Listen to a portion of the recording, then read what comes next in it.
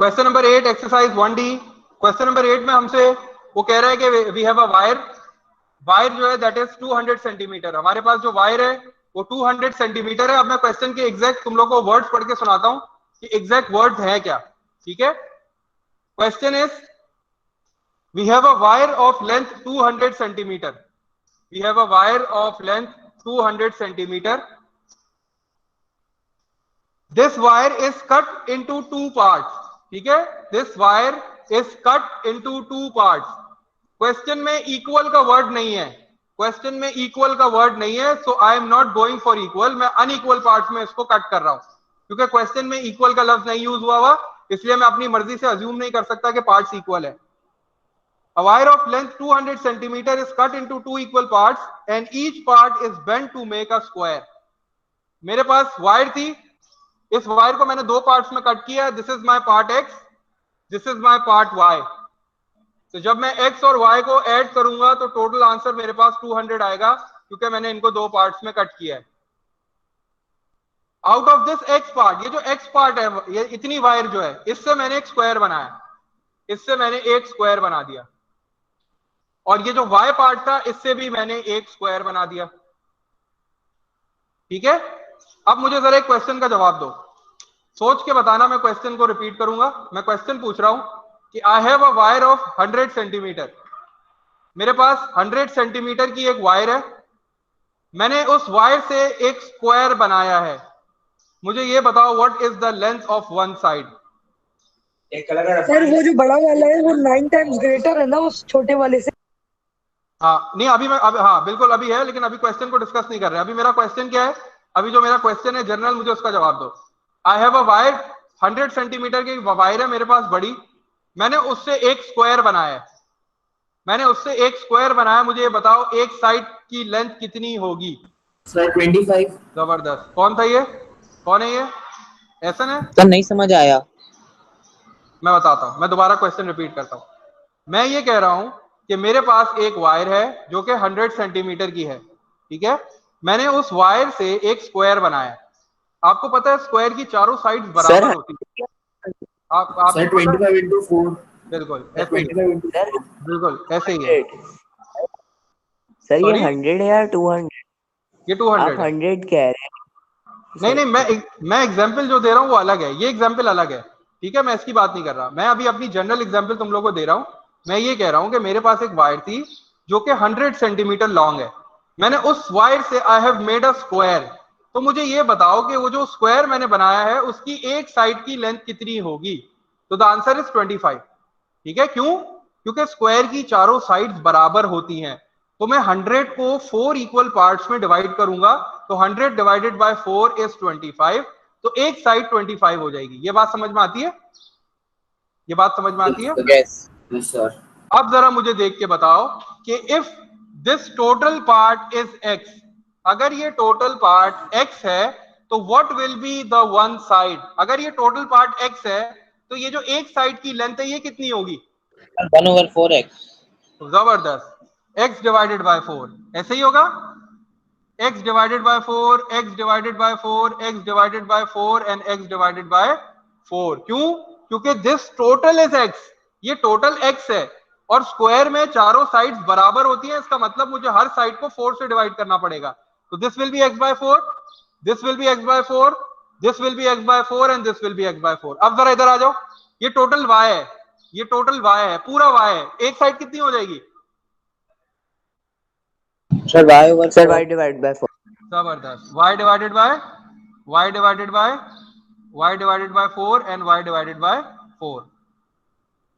ठीक है, मुझे कोई ये बता सकता है कि ये जो x है ये क्या है? बेसिकली x क्या है?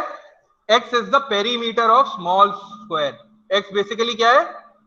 Perimeter of small square and y is the perimeter of large square. ठीक है, x से मैंने पूरा स्क्वायर बनाया ना, तो x तो पेरीमीटर हो गया स्मॉल स्क्वायर का। मैंने ये जो स्क्वायर बनाया ये पूरे y से बनाया, तो y भी पेरीमीटर हो गया। ठीक है, अब एक काम और कर लो, फिर उसके बाद क्वेश्चन सॉल्व करते हैं। मुझे इन दोनों के एरियाज बता दो। स्मॉल सर्कल का स्मॉल स्क्वायर का एरिया और लार्ज स्क्वायर का एरिया बता दो कैसे निकलेगा। What is the formula for the area of the, multiplied by breadth. बिल्कुल साइड मल्टीप्लाई बाय साइड ना, तो इसका एरिया क्या हो जाएगा x upon 4 multiply by x upon 4, that will be equal to x square, 16 x square upon 16। और अगर उसका एरिया निकालूं तो जिसका एरिया क्या हो जाएगा y upon 4 multiply bye y upon 4, जो कि किसके बराबर हो जाएगा 16। ये बात समझ में आ गई। अब क्वेश्चन की तरफ आ जाओ। अब क्वेश्चन बहुत छोटा सा है, इसको सॉल्व कर लेते हैं। ये सारा मैंने डेटा जो क्वेश्चन में गिवन था मैंने उससे अज्यूम किया है, ठीक है। जो मेरे पास सारा डेटा गिवन था मैंने उससे ये पूरा बोर्ड जो है पहले डेकोरेट किया। अब मैं क्वेश्चन की तरफ आ रहा हूँ। क्वेश्चन में मुझे सिर्फ एक छोटी सी कंडीशन दी हुई है, ठीक है, मुझे इसको मैथ्स में कन्वर्ट करना है। The area of the larger square, the area of the larger square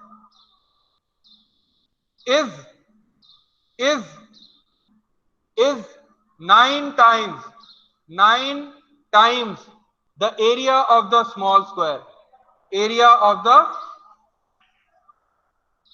ये कंडीशन दी हुई थी क्वेश्चन में, the area of the large square is 9 times the area of the small square. 16 cancelled out, y square is equals to 9x square, y square minus 9x square equals to 0। इसको कैसे solve करूं? थोड़ा सा उधर camera left पे, इसको देख के कुछ याद आ रहा है? There is a square, there is a square and there is a negative sign in between. ये क्या चीज है sir? a minus b, a square minus b square identity. Very good, very good, very good. This is identity a square minus b square, जो कि किसके बराबर होती है a plus b and a minus b। अब मुझे इसका answer बताओ जल्दी से, डायरेक्ट आंसर बताओ, डायरेक्ट आंसर बताओ क्या आएगा, सोच के बताओ। दो ब्रैकेट बने, y plus 9x। 9x, गलती कर दी, 9x sir 3x, sorry 3x। जबरदस्त। तो y प्लस और y माइनस, ये बात समझ में आई है? ये बात समझ में आई है? 3x 0 है, तो इसका मतलब है first time I will take y minus 3x equals to 0 and the next time I will take y plus 3x equals to 0। ऐसे ही है। तो ये क्या हो जाएगा, y is equals to 3x and y is equals to minus 3x। तो y is equals to minus 3x means दोनों में से कोई एक नेगेटिव आएगी। तो ऐसा तो पॉसिबल नहीं है क्योंकि x और y दोनों डिस्टेंस है, तो दिस कंडीशन इज डिस्कार्डेड। इस वैल्यू को मैं नहीं लूंगा।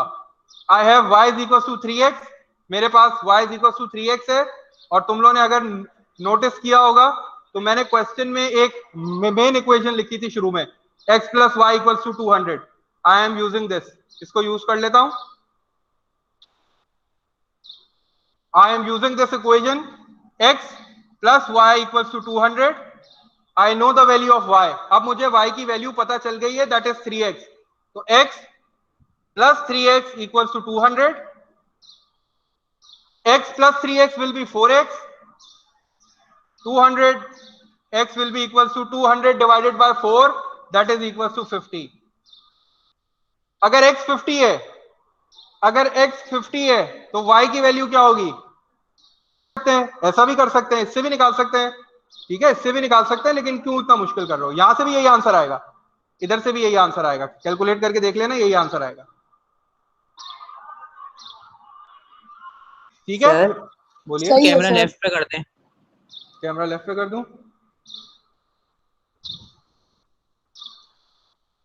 तो मुझे क्वेश्चन में perimeter of the large square calculate करना था, जो कि y है। तो मेरे पास आंसर आ गया, पेरीमीटर ऑफ लार्ज, नजर आ रहा है? नहीं, ऊपर लिख देता हूं। ये मेरा आंसर हो गया बस, और मुझे कुछ नहीं करना, क्योंकि मुझे पेरीमीटर चाहिए था ना, तो डायरेक्ट मुझे पेरीमीटर मिल गया। सर ये क्वेश्चंस की एक्सप्लेनेशन आप कल क्लास में समझा सकते हैं, क्योंकि वो मैं लेट आया ना। मैं दोबारा समझा देता हूँ, मैं समझा देता हूँ, दोबारा समझा देता हूँ एक बार, सबका रिवीजन हो जाएगा, फिर क्लास को खत्म कर देंगे जल्दी से।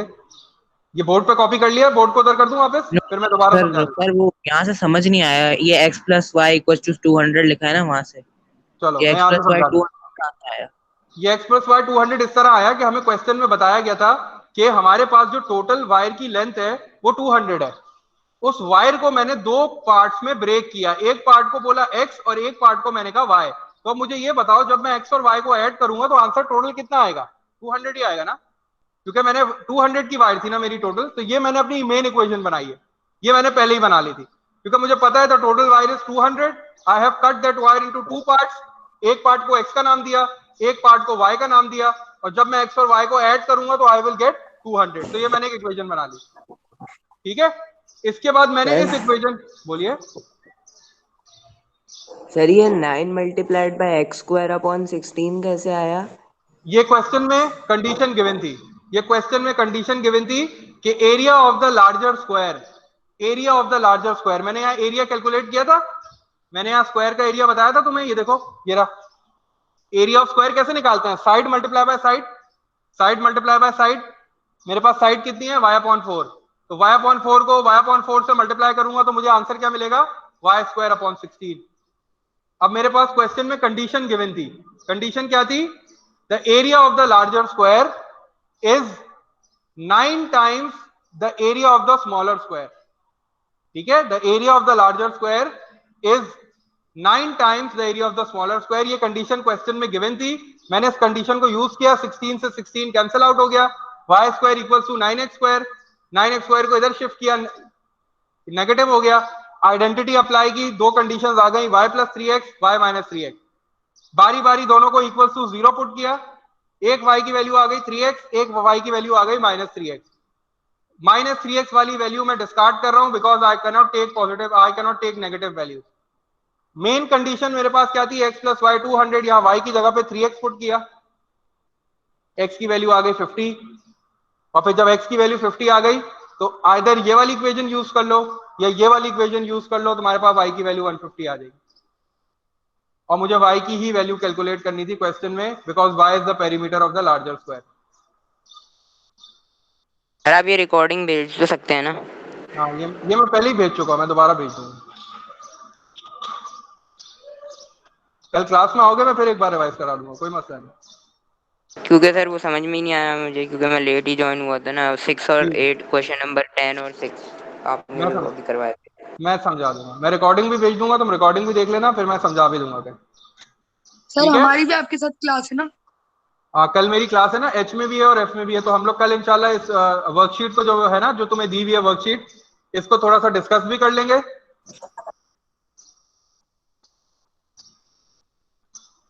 चलो मैं अटेंडेंस ले लूं, फिर तुम लोग अटेंडेंस ले लो, फिर चले जाना। ये समझ में आ गया क्वेश्चन? अयान को समझ में आ गया? बाकी सबको समझ में आ गया ये?